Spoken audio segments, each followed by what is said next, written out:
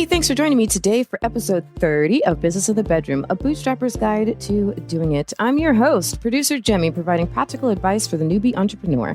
And today I'm going to talk to you about using conferences to your advantage. This episode is brought to you by Flintstone Media. Listen in and let's do this.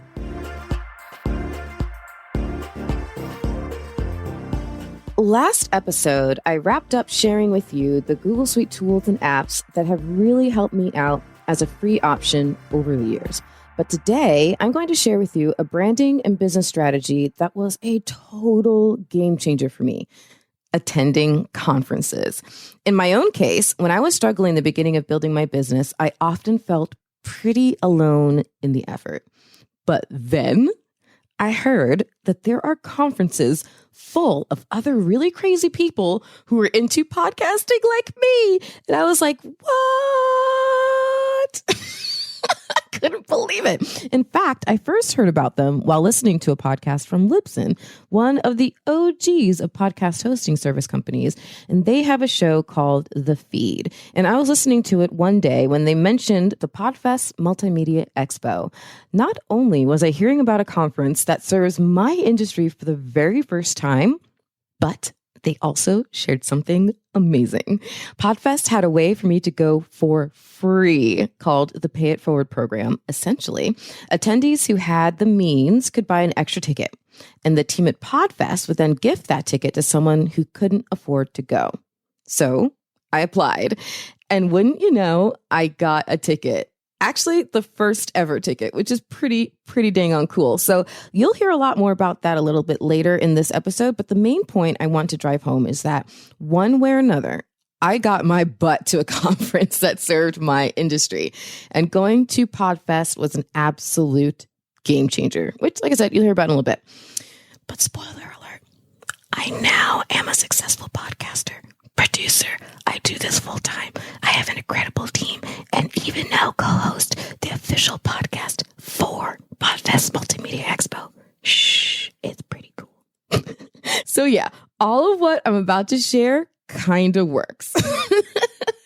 And I knew I had a lot to say about this topic and to share with you today, especially because my co-host on the Podfest podcast, Glenn, and I discussed this strategy as it relates to building your podcast on the latest episode of the Podfest podcast. So I already had the framework, but there was so much more for me to add into this episode as an overall business strategy. But only some of it was bubbling up to my consciousness because I was very focused on launching, get this, my new podcast launch workshop. I'm so excited. So of course, there'll be a link in the show notes there, but I have my first one just this past Saturday, which by the time I'm recording this was just literally yesterday.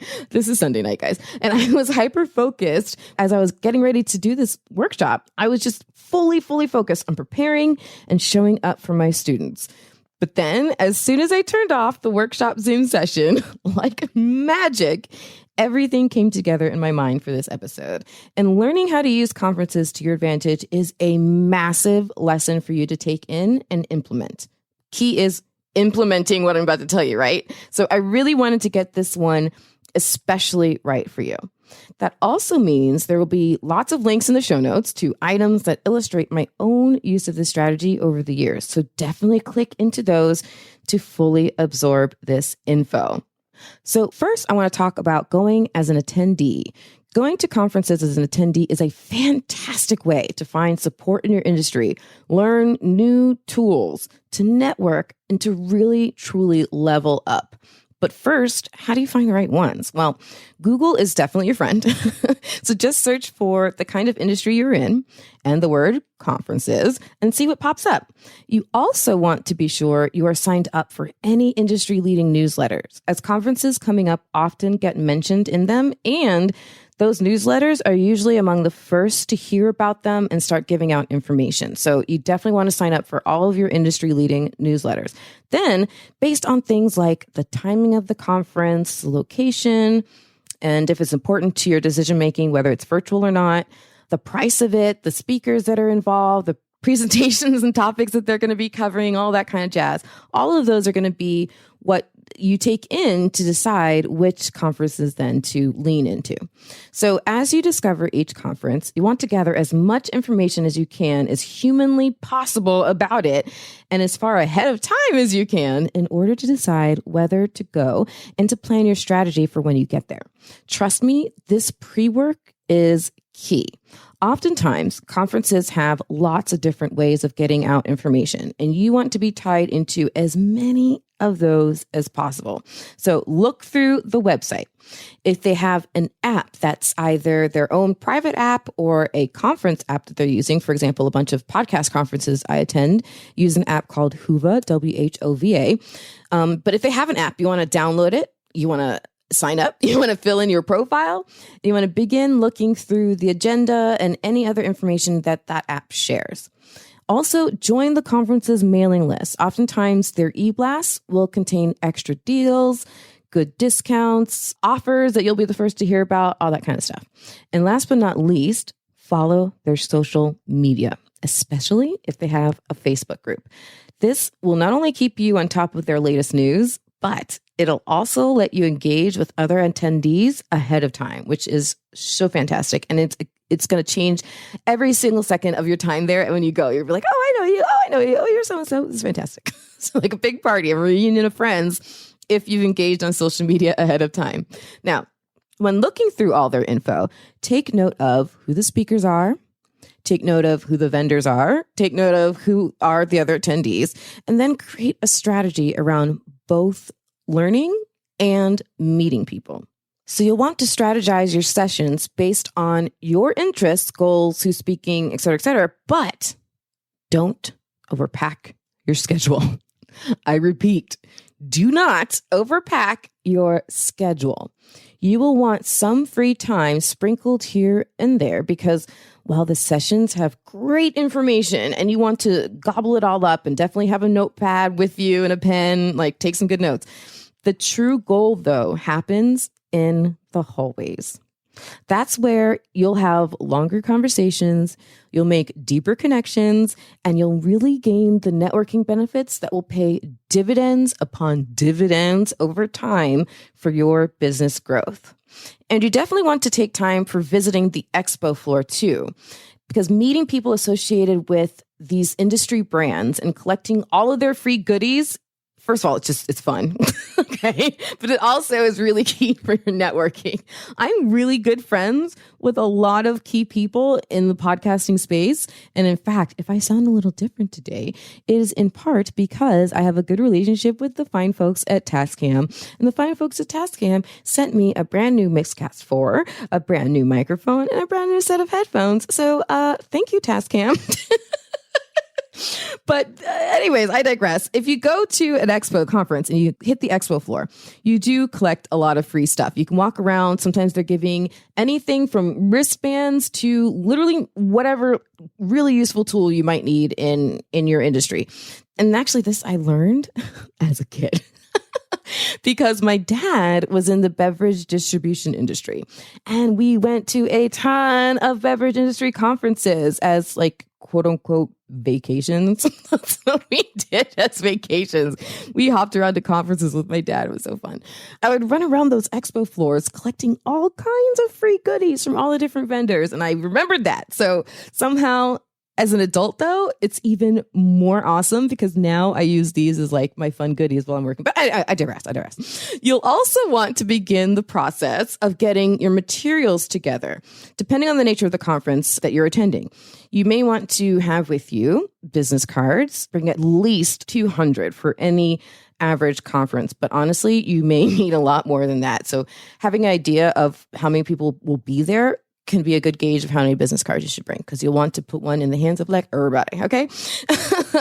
And you also want to put together any one-sheets that might be applicable to your content, your products, your services. We discussed one-sheets kind of a little bit in the Media Kit episode, so rewind. And also, you want to plan ahead of time for any branded swag to either wear, like a branded shirt or a wristband or whatever, or to pass out along the way through a conference. And one other little tip on wearables, sometimes your wearables that get the most attention had nothing to do with your brand directly, because it doesn't have the name of your brand or your logo or anything like that. Sometimes it's just about the theme. So if you have a business, let's say that you are a cruise ship person, you do tours for cruises. I don't know, I'm making this up. Walking into a conference and wearing earrings that have big cruise ships hanging off of them, that's going to be a conversation starter. Everyone's going to want to know what you're about. So sometimes that could be key too. But the second way to go to a conference is not just going as an attendee. The level up from that is going as a speaker. So you want to take any opportunities you can to go to conferences in your industry as a speaker. First of all, you might be able to go for free. So there's that, right? But the other, first of all, is apply early. You want to be one of the first options they see, especially because conferences often lock in and announce speakers in waves. So the earlier you apply with a great idea, the better your chances. And speaking of applying with a great idea, first, look at the different types of engagements you can apply to be a part of. These often are social presentations. They might be accepting workshop ideas. They could be wanting to put you as part of a panel, or you can apply to do a keynote. Okay, so usually it's solo presentations, workshops, panel discussions, or keynotes. Those are often the different types of engagements that you can apply to be a part of. But regardless, the key to being accepted is threefold. Number one, read and follow their rules.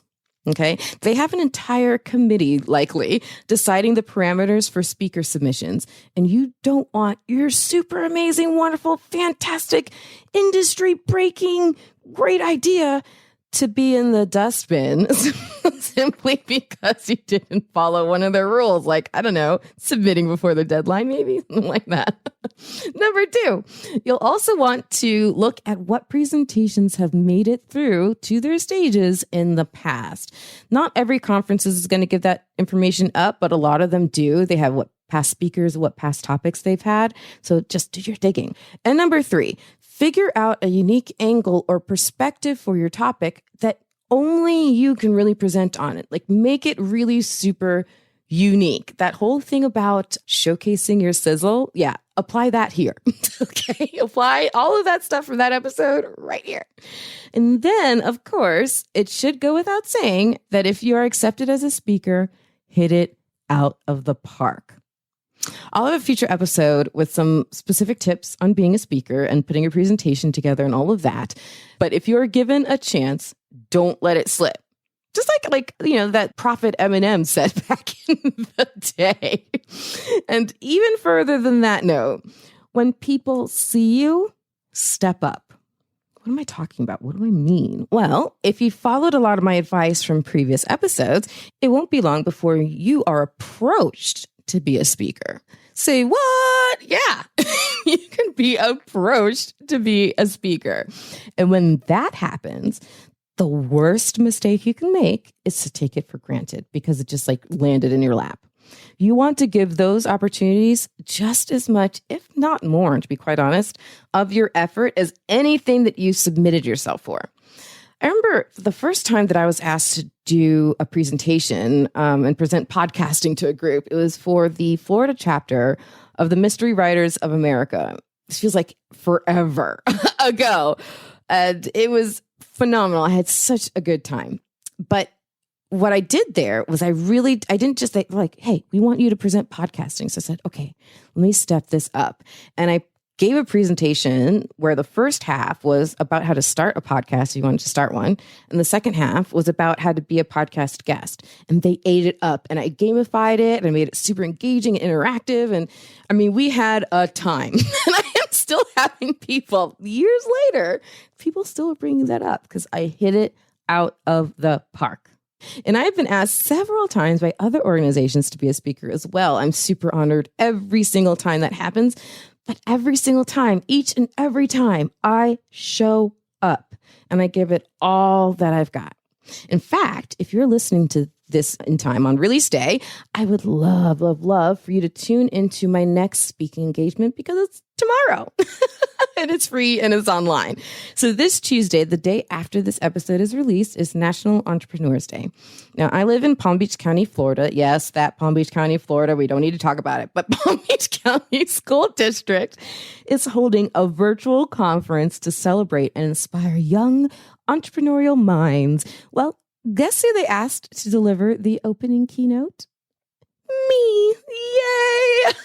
I'm so excited. So I get to do that, and I'm going to give it all that I've got. So if you want to watch me give it all that I got, I'll include a link in the show notes, and you can click on it. And it's, like I said, it's free. So you can just register and watch. Yay. All right. Now, the third way of getting to a conference that is the next level up from speaking is to get media passes. And with media passes, that really does typically mean you go for free. So if you have a podcast, a blog, a YouTube channel, or if you create regular content in some other way, you may be eligible and should apply. And again, it's about applying early because there typically are quantity limits on the number of media passes that they'll give out. And most of these conferences want industry and local media attending to gin up awareness and interest for them for the long run, right? For the years and years of that conference to come. They know they have to get into the news and be written up now, right? So you'll want to present to the organizers some sort of editorial angle when you present yourself and submit yourself for media passes. They're going to ask you what it is about the conference that you're going to present to your audience. How are you going to talk about it? So you'll want to come up with something really interesting. For example, your angle could be related to that conference's impact on part of the local community, or it could be about highlighting the different content tracks of the conference in relation to industry trends. I don't know, these are just off the cuff examples. I'm sure you can come up with something even more spectacular, but I will be including in the show notes links to 4 episodes. Yes, 4 that I recorded at conferences by getting media passes. And as you tune in and listen to them, just remember, I got to do all that networking for free because I applied for media passes. Cha-ching! And one other note on attending conferences for free. So lots of conferences also need volunteers, people to check people in as they get there, people to set up rooms, people to manage the stage, to mic up the speakers, to keep time during presentations, to run the mic around during the Q&A period, et cetera, et cetera. So you definitely want to try to find out if those opportunities exist for the next conference you are looking into. As an example, I was able to attend my very first podcast movement for free by going as a volunteer. Now, the difference, Podfest, which you've heard me talk about, is more for independent podcasters, and podcast movement is more for like the corporate side of things. So I wanted to check it out too. And I got to go for free as a volunteer. I still had to pay for my travel and lodging, but imagine that, the ticket itself. I mean, my costs for that trip were just slashed at least in half. And I also found someone to room with, which is another little pro tip. So you can find people who are attending. Like I said, join the Facebook groups for the conference. You might find someone who's looking for someone to roommate with while you're there, and you can split your hotel bill. So the woman who I got to room with, we are still really, really great friends. So shout out to Jenny Renstotrup. Hello, Mademoiselle, podcast producer and vocalist. Her company is called Gritty Birds, and she is phenomenal. And I'm, of course, putting links for her in the show notes as well. She's just amazing. She's also a very inspiring solopreneur. So you should also have your eye on her, too.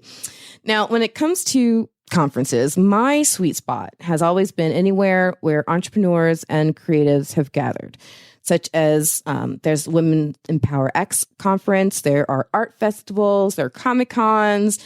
I've been to fitness expos, all kinds of stuff. And I just went because I knew that was going to be where my target audience for both networking and, in my case, also getting guests, where they were. And of course, I also attended podcast conferences. In fact, as I mentioned at the top of the episode, my Podfest Podcast co-host, Glenn, and I talked about this strategy as it more specifically relates to growing a podcast as part of our 3rd episode of that show. So I'm going to share that clip here as well in case part of your business growth toolkit does include a podcast. And it's the perfect illustration of the impact of this strategy and why attending conferences has been my number one branding and business growth strategy. Because as I mentioned, I got to go to Podfest Expo for my first time for free as part of their Pay It Forward program. While I was there, I took the opportunity to record quick interviews with other podcasters about why they love what they do and strung those together for an episode of my show at the time called Curve the Cube. So, of course, a link to that episode that resulted from all of that will be in this episode's show notes as well. Like I told you, I'm going to include lots of stuff, lots of examples that illustrate the impact of this strategy in the show notes. But more important to note is the effect that being able to attend that first conference in podcasting had on my career. It was there that I first met and interviewed Glenn the Geek of Horse Radio Network, who ended up then offering to be my podcast mentor. Now, for perspective, that's like Oprah offering to mentor a local news anchor. Okay, it was a big deal. And that led to my first real podcast production gig as their production coordinator and producing their morning podcast, Horses in the Morning, which they've done live Monday through Friday. It was an incredible, absolutely incredible opportunity that wouldn't have happened if I hadn't attended Podfest. Then it gets better, but wait, there's more. Glenn and I became co-hosts for Finding Florida, which was a flagship show for my own network, the Florida Podcast Network. And in growing that network, we implemented this strategy of attending conferences over and over and over again with incredible results. So I'm also including links to episodes of Finding Florida that resulted from all of that. So you can have a full appreciation of the networking, the branding, and the business growth opportunity that awaits you if you follow all my advice from today. And so as I get to playing this extra clip for you today from the Podfest Podcast, one more thing to drive my point home. We set up a whole table with our equipment and recorded interviews for the Podfest Podcast at the conference. So though this clip was recorded after the conference, the main meat of that episode was recorded where? At the conference. And I'll include a link to the full episode in the show notes for you as well, of course. But in case you had any doubt, if I'm still walking this walk, I am. All right, it's time for our keynote, track 3. We're going to be talking today about using conferences to your advantage. So there are 3 ways to do this, and we are kind of the masters of this, okay? So number 1 is going as attendee. I was so happy, like I mentioned earlier, to see phenomenal people who we'd never seen before coming to Podfest for the first time. So going to podcast conferences can really be great for you to find support and to level up your podcasting. But this is something that, Glenn, you taught me, that going to conferences that serve your industry and provide value to the same audience as your listening base could really expand your network within the industry, your position within the industry, can even position you as the podcaster of that industry, like what happened with you in the horse world, finding great guests, networking overall. Like, you kind of wrote the book on this. Yeah, we started going to the trade shows early on. So that's where wholesalers meet retailers. And we've been to 26 of those now. And that's where we get 80% of our sponsors. It's all about building relationships. You go to those kinds of things to build relationships. We go to horse shows where there's potential listeners to build the audience. So there's two different things that you have in your business. You want to build your audience, but you also, in our case, we want to make money. So we go to those. Yes, it costs money to go to these things. Yes, it costs money to go to Podfest. I think you get paid back 100-fold for the money that are spent on conferences. But you have to gather as much information as you can about the conference, whether you're going to a Podfest or you're going to an industry conference in your niche. Make sure it's the right one. The other thing you don't want to do is go to the wrong conference. You'll be wasting money, right? So you're going to want to do some research. When we did Finding Florida, we also went, which was a travel show, we went to the travel conferences in Florida, and we made relationships that paid off later. And then we got to eat our way through one of them, which paid off immediately. But oh God, what do they say? The way to a man's heart is through his stomach. Well, way to a podcaster's heart is just the same. Exactly. So yeah, like you look at the website for the conferences and really check them out. If there's an app that's involved with them, like Podfest uses Hoova, you can get information there. Then do that. Join their mailing list so you can get as up-to-date information as possible as the conference is coming closer and closer. But you want to know, like, who are the speakers? Who are the vendors? Who are the other attendees that are going? Are there conversations happening on social media around the conference that you can join in on and have people get to know your name and a little bit before you go? Like, create a strategy around not only meeting people, but then also conducting interviews too. You can conduct interviews whether you have a media pass or not, which is something else we're going to talk about. But yeah, go there, have a strategy, and just have a good time. I have a perfect example of this was the very first time I did this was actually the time that I met you. So it was before I learned this lesson. I didn't even know I was learning it in real time. And I'll include a link to it. Don't mind the audio quality, but it's my very first show called Curve the Cube. It was episode 110, and it's actually kind of a walk through my experience of my very first Podfest. So it was a lot of fun going down memory lane. And then I discovered something else, Glenn. Guess what I discovered when I was looking that up? I discovered episode 109, which was me preparing to go to my very first Podfest and why I was so excited. And it was really, really funny and fun to listen to. So anyways, that's the point. Go to conventions and go to the sessions. But what do we always say about conferences, Glenn? That the magic happens in the hallway. 100%. So you don't want to overpack your schedule and go to go to sessions all the time. Make sure there's loose time in there too. But also, besides going as attendee, you can go as a speaker. So apply early, look at what presentations have made it through in the past, and then figure out a unique angle or perspective on the topic that you can present on that no one else can take that angle or perspective with. And they look for that. They want different things. So 100%. And then last but not least, get media passes. We mentioned earlier, like that is where absolutely you get them for free most of the time. So there's that. And then you just get to meet everybody. There is magic in having that microphone. And that media pass allows you to put it in everybody's face. And you've done this a lot too. I have them hanging up on the wall behind me, and there must be 100 media passes. I've seen your collection. It's kind of insane. You know the classic picture of Mr. T with all his gold necklaces around his neck? It's like that with Glenn with his conference I should badge. do that sometime. Put them all on and then take a picture. I should do that. You should. Oh my God. So if you want a few more examples of what we're talking about and how well it works, we're actually going to include links to 3 episodes of Finding Florida where we did just that. We recorded through a conference, and those episodes led to incredible opportunities down the line. So we'll include links to those episodes in the show notes too. You can check them out as well. Thanks for tuning into the podcast today. I'm assuming you are listening to this because you are either running a business in your bedroom or you're thinking about it. So I and your fellow listeners want you to be part of our conversation. So pop into Clubhouse. We support each other's dreams and goals in the Dreamers Become Doers Club, and I answer a lot of questions. And we're never short of being blessed with people making amazing connections in that club. So look for my Dreamers Become Doers Club on Clubhouse. And if you are on any of the following apps, I would love for you to follow me there as well at Producer Jemmy, Jaime. Good Pods, Clubhouse, and also, yes, TikTok. I'm having the time of my life on TikTok. I'm just saying. And please be sure to also now find the Dreamers Become Doers group on the Good Pods app as well. And you can follow me on there at Producer Jemmy, as I just mentioned. I'm also loving Good Pods, and it's becoming my favorite podcast player. Imagine that Facebook or Twitter and your favorite podcast player got together and had a kid. That's pretty much what Good Pods is.